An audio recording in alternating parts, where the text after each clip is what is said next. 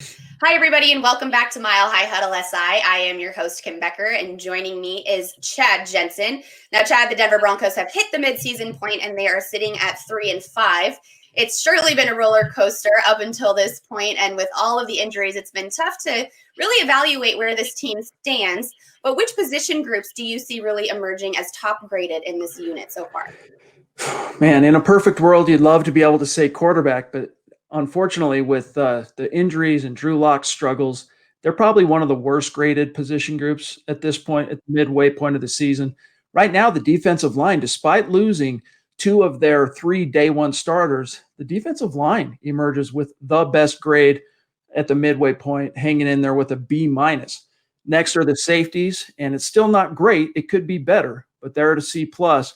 On the offensive side, the best group overall has been the running backs, but that's not really anything to write home about because even though Philip Lindsay has been dynamite when he's on the field, he's missed a lot of time this year. And Melvin Gordon, despite the big contract and a few flashes here and there, he hasn't quite lived up to that mammoth contract John Elway and the Broncos gave him in March. So unsurprisingly, if you look at these grades, and the article is live right now at milehighhuddle.com, if you look at the grades across the board, it pretty well reflects where this team stands in the standings at 3-5.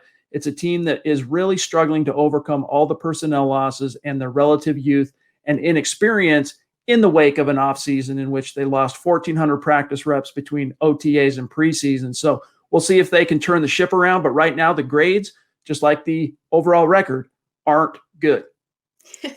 Well, it's definitely time to turn the ship around if they want this ship going anywhere positive. But a big game coming up this weekend, a divisional matchup against the Las Vegas Raiders.